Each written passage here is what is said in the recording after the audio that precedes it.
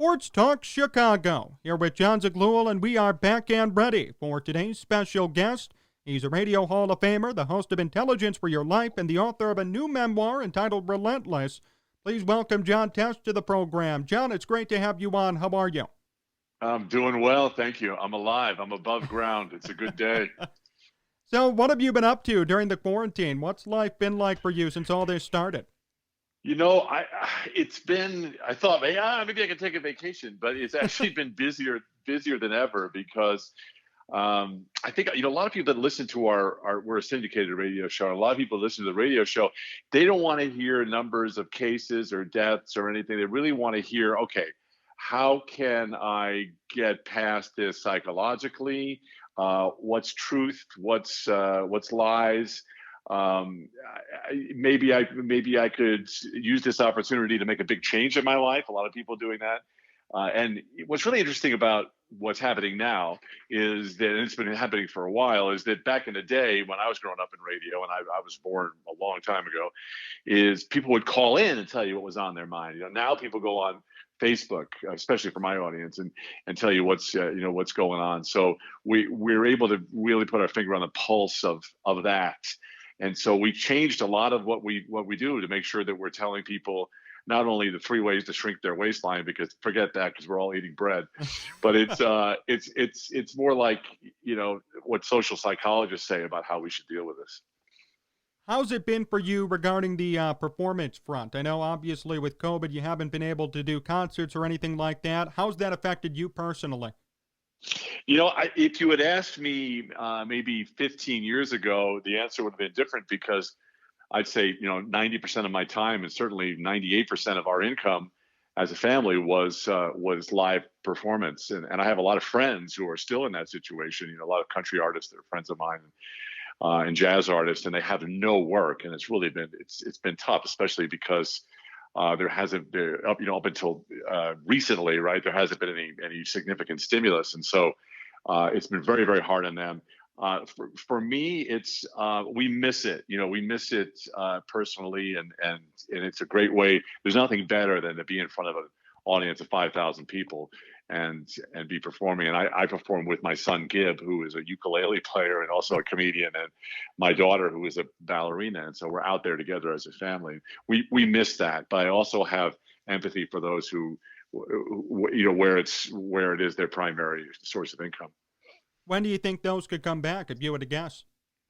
I really don't know, because there are different places to play, of course, and even meaning there are amphitheaters, right, where it's a little safer because there's the air is circulating. But most of the places we perform in are performing arts centers, and it's some of these places don't even have aisles in the middle. There's just people packed in, and they're not going to be tearing out seats. And I don't know what's gonna happen. I know that Live Nation, the company that controls a good many of the venues, they're talking about an app where you can prove that you got a vaccine. But I just don't know. I mean, I would love to give you an answer, and we're actually saying yes to bookings in April and May of next year, just to sort of put a placeholder there. But I don't know. And I think obviously, if we're going to play in Idaho, it's going to be safer than playing in New York City. Right. But I don't. Hopefully somebody will figure it out. I have not, during the whole time. I have not. The band and I have not performed virtually. We just don't believe that the sound is right. The experience is right. It's like kids going to school on Zoom, but I don't know. I'm getting antsy, so I think I might try and find a drive-in theater somewhere that we could play. John Tesh here on Sports Talk Chicago. John, when did you know that you wanted to be on air in some capacity? Great question. I think it was, we actually do a thing on the. We interview a lot of experts on the radio show. I mean, you interview a lot of people as well, and the people that we interview are always trying to spot trends, and there's a lot of personal development people. And one of the greatest pieces of advice came from a guy named Cal Newport, who wrote a great book called Deep Work, which I highly recommend. And he was saying, if you're trying to figure out what it is you want to do with your life, if you're looking for a change or whatever, what you should be doing, what you were made for, look back at what you were doing and what your passions were when you were 10 years old. And I thought, wow, what a great process to go through. And when I look back at 10 or even 8 years old, I was building little radio broadcast things, kits. There was a thing called Heath Kit back in the day, and you sent away, and they sent you a plastic enclosure with some diodes and resistors and stuff and a microphone. And the trick was, the idea was you could broadcast into your dad's car. My dad's car was a Thunderbird, with the batteries. And of course I was an ADD crazy person. So I plugged the thing in, and I was wiping out people's radios for about 5 miles around, and I got in trouble. But I was, back in the day, I was born in 52, and I had two older sisters, 10 and 11 years older than me. So when I came along, my parents were like, listen, we're exhausted. Just get in the basement or go outside or something and let us know that you're still alive every now and then. My parents didn't even know where my school was, But I grew up on Long Island, and, the rule was you came home when the street lights came on. And so I was alone a lot. And I had a lot of friends that were, they could play guitar and they were singers. And I had a little chord organ that I bought at Western Auto, which became Sears. And so I was always either playing in a little band, a combo, as my mom would call it, and literally a garage band where you play in the garage, or I was messing around with microphones and recording devices. And so that's really where it started for me. Let me ask you this. How did you make the transition then from news media to Entertainment Tonight and then to sports media? What was that like? It's all sort of been a blur and crazy. In fact, when I sat down to write the book that I released almost a year ago, it took me 2.5 years to write this thing, and it was supposed to be 6 months is what the publisher wanted. I missed 4 deadlines. I highly recommend this, not necessarily writing a book, but journaling, because when I took a look back at my life, I actually had to call friends and people who were still alive and ask, hey, what was I like back then? And some of the answers weren't great. But I think it's just because I had a tough dad, and this is in the book, and he was a World War II hero. He was a naval commander stationed off the coast of Okinawa for most of his time in the service. And and when he got home, I always remember my dad as a Scotch whiskey in a highball in his right hand and a Kent cigarette hanging out on the side of his mouth and a garden hose. He was always watering stuff, but he was one of those guys that he just didn't suffer fools gladly, and he was not very impressed with trophies. It was always like, well, what else you got? That kind of thing. And people look back at that and they're like, oh my gosh, that was abusive. And yeah, I guess you could look at it that way, but you could also look at it as, if you've ever seen The Great Santini in the Robert Duvall movie, where he's a an Air Force pilot, and how tough he was with his kids. That's how tough my dad was with me. And so I was always trying to bring him a trophy that would be worthy. And I think that's really what drove me forward in sort of media and music and just always wanting to find the next thing. And that's part of my ADD. So whether it was, being on the radio at 19 years old or at 23 years old, I was the youngest correspondent at CBS News in New York. I only say that because it was like, that was a crazy decision that they made. And then going to sports, and not knowing anything about sports. I mean, this sounds so ridiculous, but I literally, and I said this to Terry O'Neill, who called me on the phone, who was the new executive producer of CBS Sports Spectacular back in 1982. And he said, well, I want to hire you. I've seen some of your live reporting on CBS. I said, listen, Terry, you got the wrong guy. I can't name 3 NBA teams, and he goes, no, don't worry about it. Where we're going to send you, where we'd like to send you, nobody knows any of the rules of the sports, and you're not going to have to do football or baseball. And I was like, what? And so I said, whatever. I said, okay, fine. And I took the job, because it was the network, right? Network sports. And in the first week, I'm covering speed skating in Heerenveen, the Netherlands, with 80,000 people in the stands. And then I'm covering the Tour de France, and then downhill skiing with Bill Johnson and Franz Klammer, and then figure skating where my co-host is Scott Hamilton, and so it was a whirlwind of learning how to be a sports announcer. The most memorable sporting event that you've covered would be what? Well, listen, I've covered some big stuff.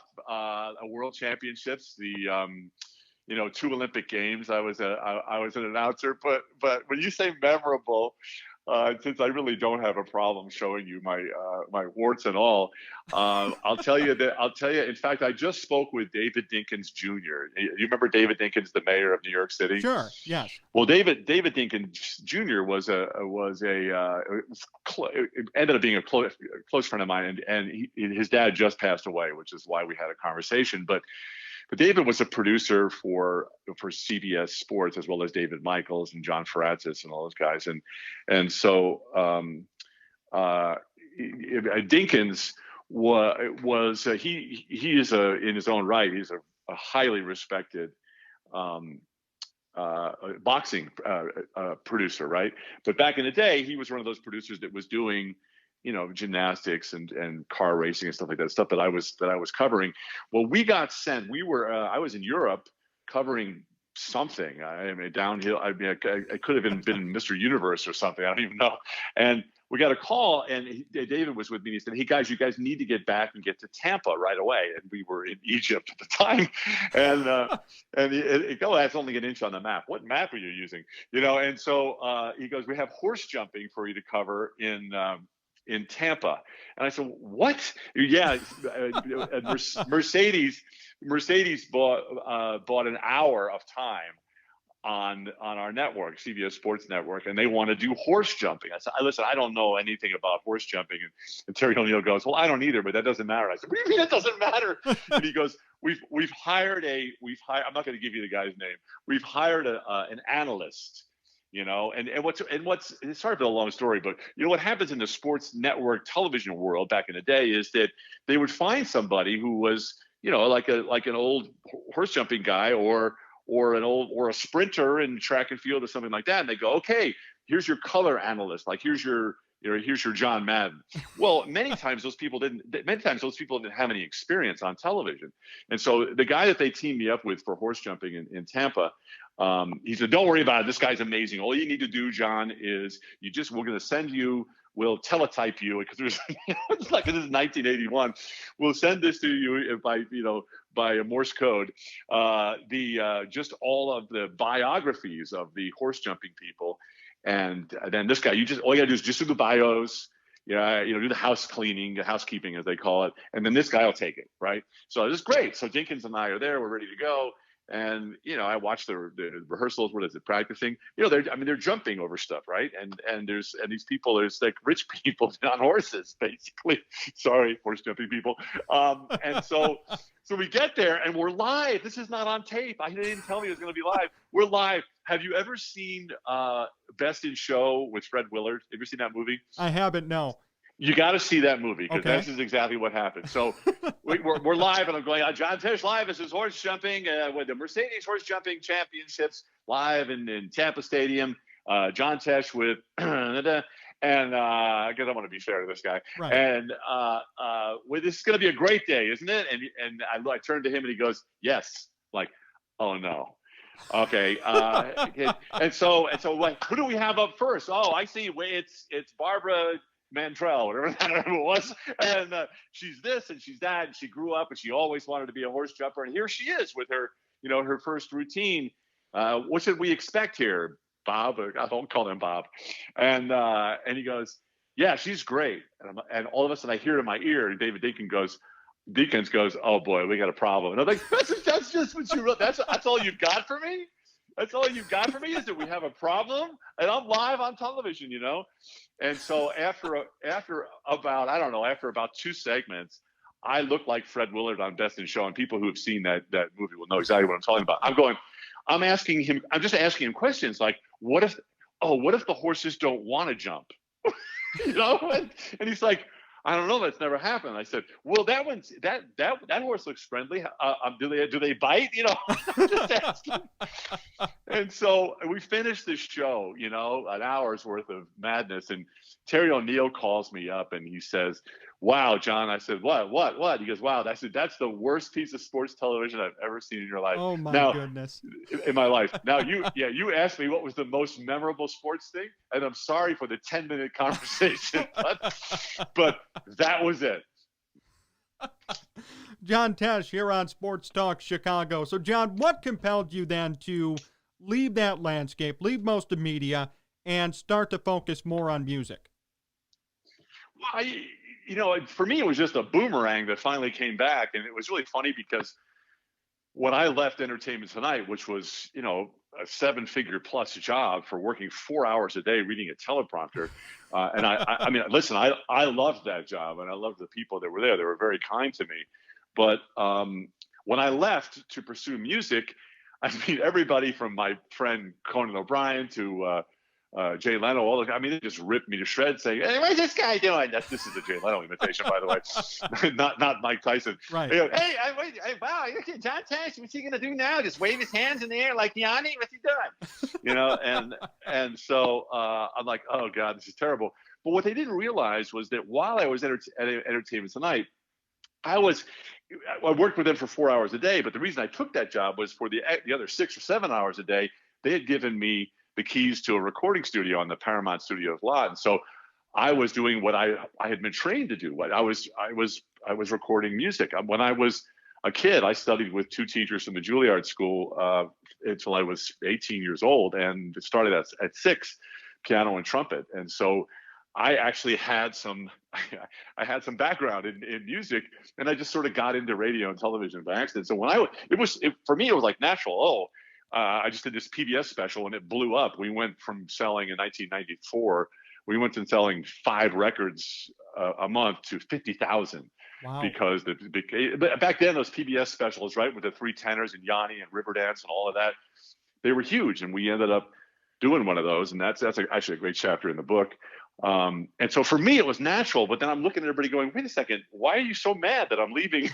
But it's different now, because back in the day, I'm not sure if you remember this, but back in the day, you were talking about like I said, 19 late 80s and early 90s. If you were a film star, you didn't do television. If you were a television star, nobody would hire you to do films. The same thing with music is that they're not going to hire a guy who's reading the celebrity birthdays on television to be on the same label as Billy Joel. It's just not happening, right? So that's how that all happened. How nerve-wracking was that choice? I mean, to receive all that pushback like you did you second guess yourself at all? I never did, because my whole life I've sort of been. When I was in junior high and high school, so I'm 6'6" now, and I'm a tall guy, and I weigh like 225 pounds. So I'm big, and I've always been, like in the sports that I've played, I've always been, a defensive whatever. And when I was in junior high and high school, I was the same height, 6'6", and I weighed 155 pounds. And so I was really, on Sadie Hawkins Day, if anybody remembers what the heck that is, I was still available by the end of the day. That's when for those of you who don't know, that's when the girls ask the boys to the dance. And so you're right. So people always made fun of me. In fact, most people didn't know what my first name was. It was just like, I come by and you hear people go, oh, Tesh. And I had acne, so I smelled like Clearasil. My mom wouldn't pay money for me to have the hot lunch. And so she sent me to school with a bologna sandwich every day. So I smelled like bologna, and I had braces, and so the bologna got caught in the braces. So anything that I've ever done, after that, I just haven't felt. I'm not worried about being made fun of, because I never really came in with any pride to speak of, if you know what I mean. What's the full story behind Roundball Rock? How'd you come up with that? That's the most ridiculous thing ever, because I'll tell you that, and I know other musicians have great stories about how they wrote their most popular song, but and it is certainly my most popular song. But about 10 years ago, my son Gib who is now 38 and the father of my 3 grandkids. He said, "Hey, don't make any plans for Friday night. I have a surprise for you." And I said, "Okay." So Friday night comes and we get in the car and we're getting close to the Forum, the LA Forum. And I'm like, "What are we doing?" And he goes, just relax, enjoy this." So we get inside. The Lakers are playing, I think the San Antonio Spurs or something like that. We're sitting in like the 5th row with popcorn and everything. And I said, "This is amazing. Why are we here?" And he goes, "Because you wrote one of the most memorable sports themes ever recorded for NBA basketball, and you've never been to a professional basketball game. So this is the one." And so I'm like an idiot, I'm back at horse jumping. I'm going, "Wow, these guys are huge. Yes, they're big human beings, John." And well, they look like they're poking each other and everything, and it's loud. The sneakers are squeaking. Yes, that's pro basketball, John, or Dada, as you would call me. Anyway, what happened was I used television to become a recognized composer, meaning there was a little bit of cheating going on. So while the Entertainment Tonight years were a little bit of a pejorative for me, because we 23 million people a night were seeing us, read the celebrity birthdays for ET. A lot of people knew who I was. Prior to that, I was in sports, and so David Michaels, who's Al Michaels' brother, and David Dinkins and John Faratzis, these really renowned sports producers, and Terry O'Neill, the executive producer, we were doing all these quote unquote anthology sports, meaning downhill skiing, as I told you, or gymnastics and all of that. And all of that stuff needed music. And so what they were doing is these producers, they would go to Mannheim Steamroller or whatever, some jazz album, and they'd find like 8 bars of music that didn't have singing in it. And they would use that to open it or use that as a background or whatever. And I remember saying to David Michaels, I was talking to him the other day about this, "Hey, I can actually record some of this music." And he's like, "What are you talking about?" And I said, and it really started with the Tour de France, because we were doing 2 hours of coverage every week and sending it back to the States from France. And so, long story short, I ended up bringing synthesizers into a van in France, and we traveled because it's a different finish line every day in France for the tour. And I would write music as David was editing the tour coverage. I would just write sort of like Tangerine Dream type music for it. And so all of a sudden, word spread among the CBS sports producers and other in golf and some of the other stuff like tennis, any of that stuff, and even football, where, "Hey, Tesh can do this for you." And so what happened was I didn't charge CBS, because they weren't going to pay me anyway. I didn't charge them any money for writing the themes, but I just took the publishing on it, right? And so I was making a fair amount of money writing music for the Tour de France and and themes for college basketball and even for golf and all the rest of that. And so all of a sudden, years later, we find out that NBC has taken the NBA coverage from CBS, the rights to the coverage, and they were looking for a new theme. And so they sort of sent out the word to everybody, all the musicians, "Hey, we're looking for a new theme. Send us a demo." And I'm covering a cycling race in Megève, France, when I find out about this. And I'm like, "Oh my gosh, I need to get, if I could just get something like this, like a mainstream theme, people would take me seriously, And at 2:00, this is in the book, at 2:00 in the morning in Megève, France, this tiny little ski town, I get an idea, and I realize that if I go to sleep, you had experience. Again, right. Remember, this is 1991. That if I go to sleep, it'll be gone. So I went down to I realized I had to call my answering machine to leave a message for myself. And when I tell that story, on the stage, people start laughing because everybody has done it. Everybody in my audience anyway, older people. And so I went down to the front desk in this tiny hostel of a hotel, and nobody was down there. I had to figure out all the patch cords to call the States. I figured it out. I called my answering machine back in New York City. And I just sang the idea I had in my head at 2:00 in the morning. And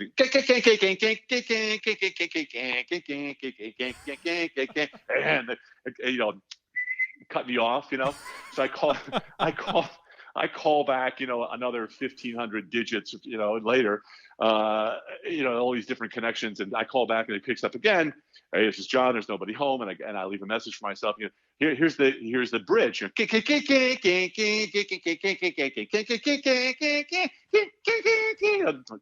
Cuts me off again.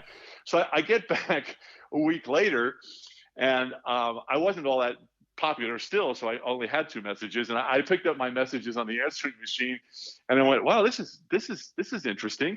And so I set the answering machine on the piano, and I played the first thing. Kick. I happen to have a piano here.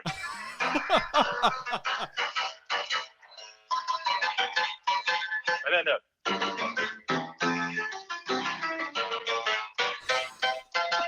and I'm thinking, wow, this is not bad, And then I figured out what fast break speed was, which ended up being 135, dribbling in a fast break, 135 beats a minute. And so I set my computer at Synclavier to that, played it, and then I got I paid for an orchestra with my own money, like a 20-piece orchestra, to play it.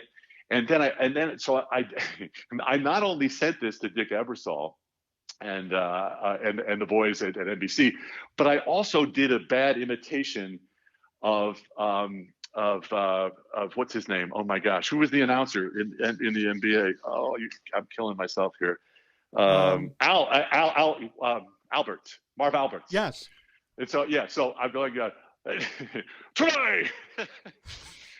on the NBA on NBC. It's the San Antonio Spurs versus the Los Angeles Lakers, brought to you by and then I edited it to video, right, of highlights, and so I didn't send them a cassette. I sent them a VHS tape.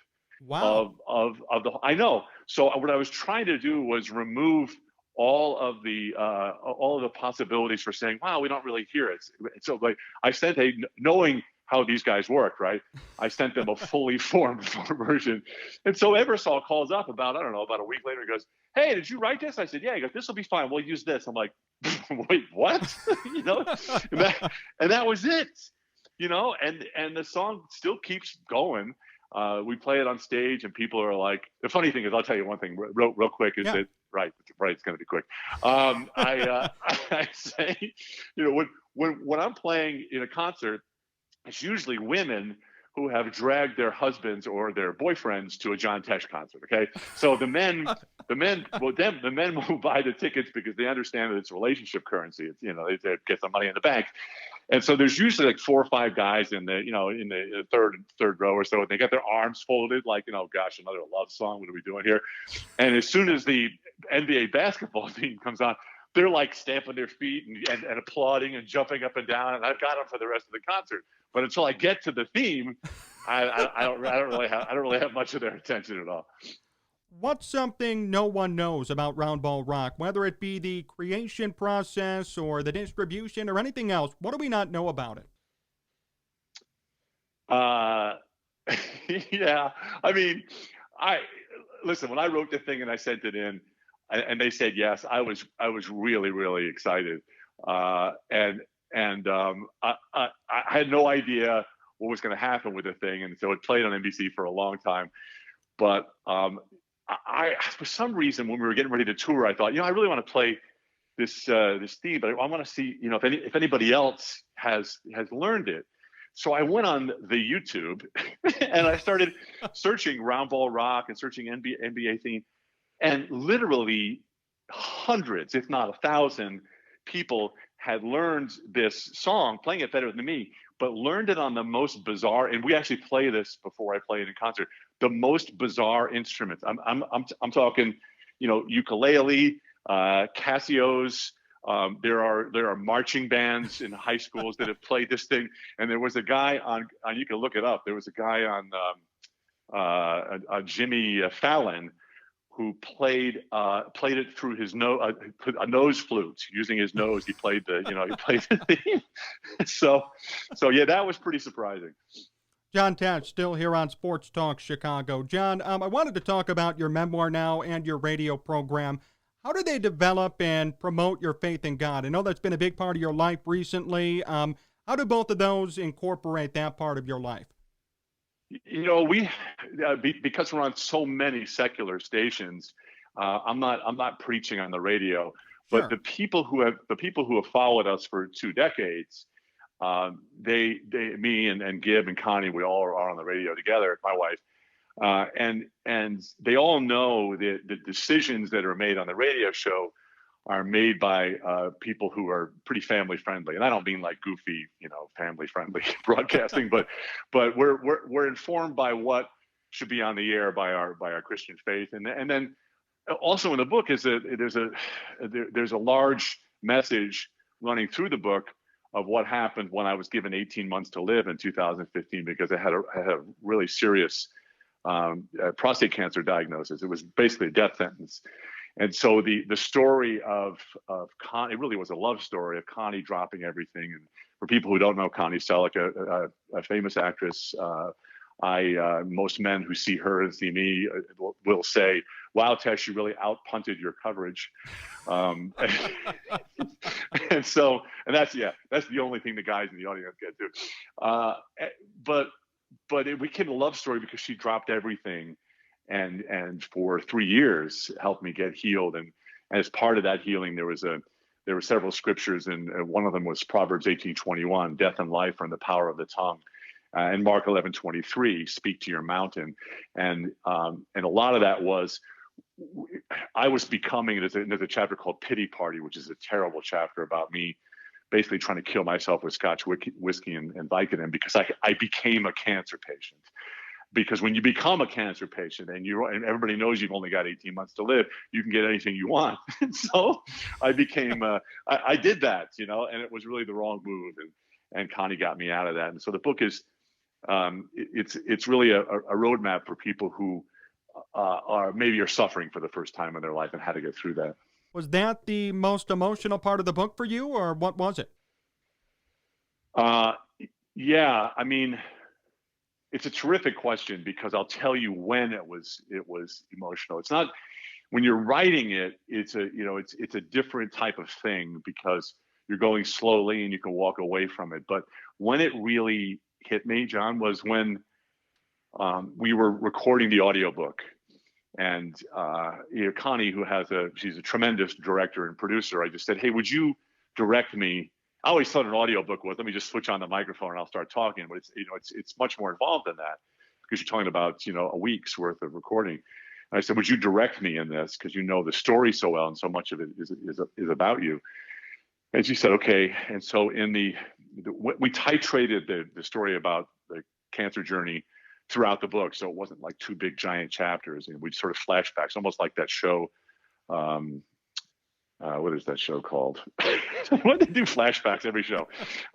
Okay, I don't watch television anymore. So I do watch basketball though. So it was one of those things where when we got to the part where I was laying in a hospital bed and I had gotten really sick after the surgery, and they were taking an NG tube and shoving that up my nose, and I had to swallow a tube into my stomach so that they could pump my stomach out.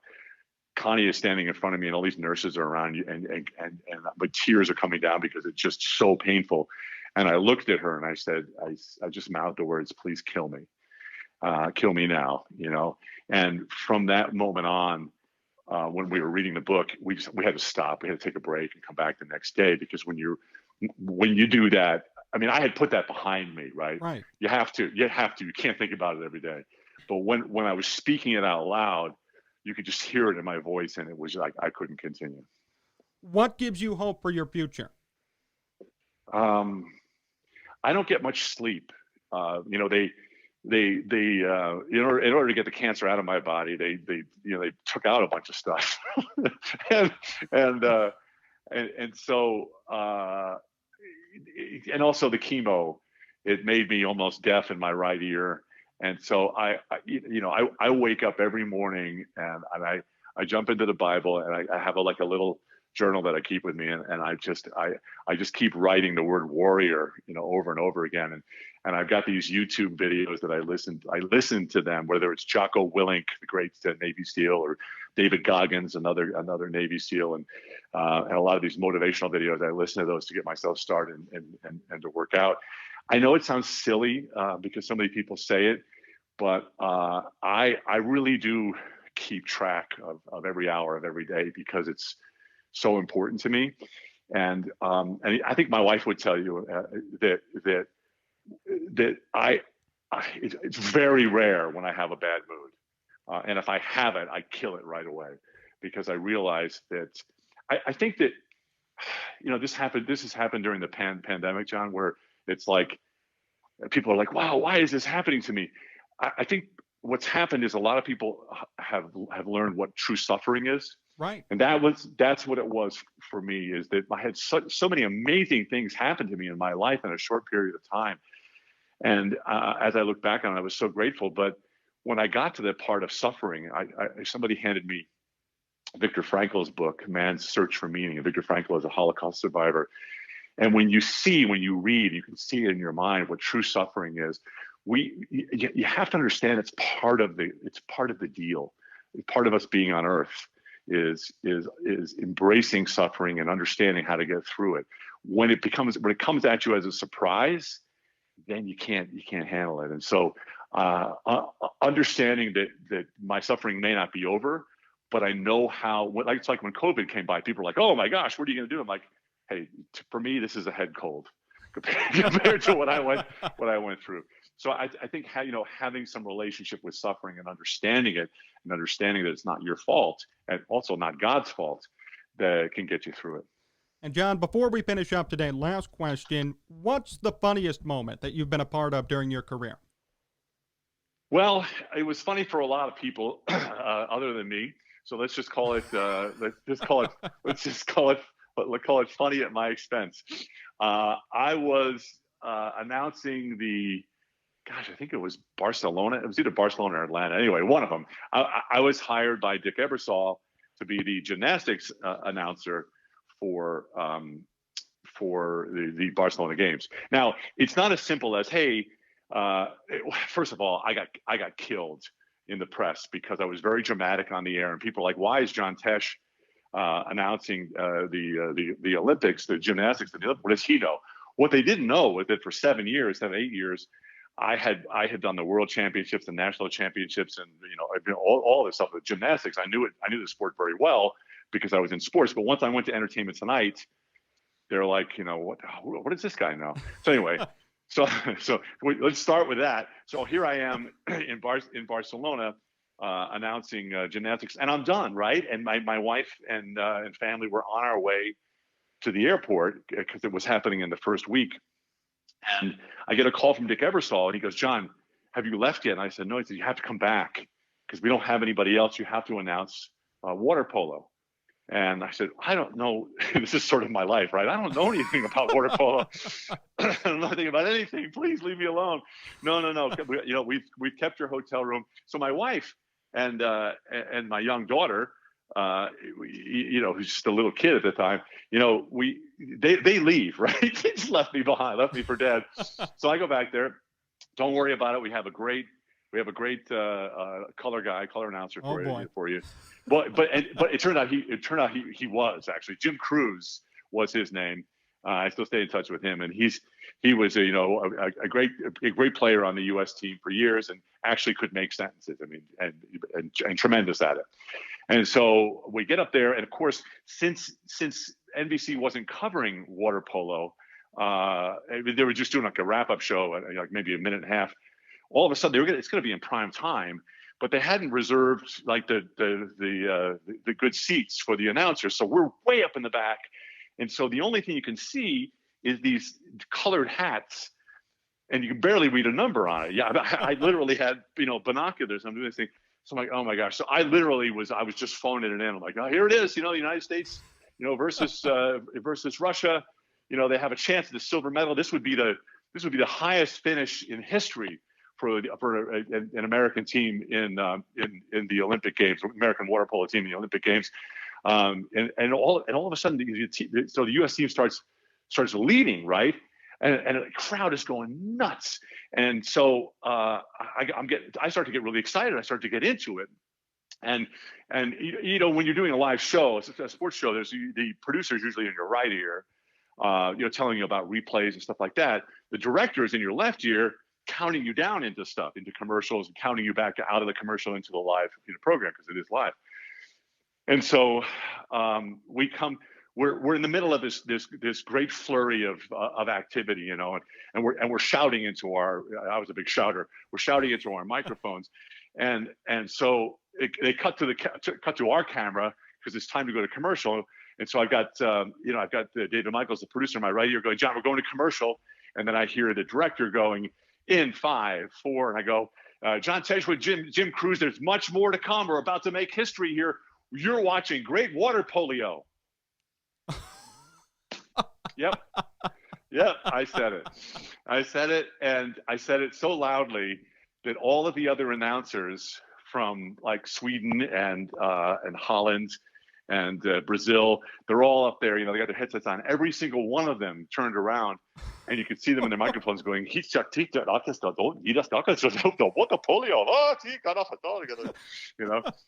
I don't know if you ever had this feeling before where all of a sudden nobody wants to know you anymore. I mean, the cameraman turned around, looked at the ground, and then in my right ear I hear Michaels go, "Water what?"